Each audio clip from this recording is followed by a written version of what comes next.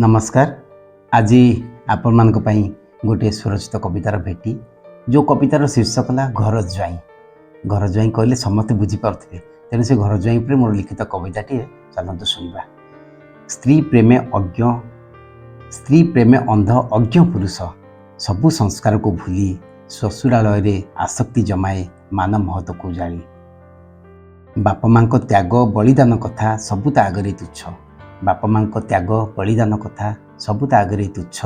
स्त्री गोलामी करी करी दिने हराए तार अस्तित्व।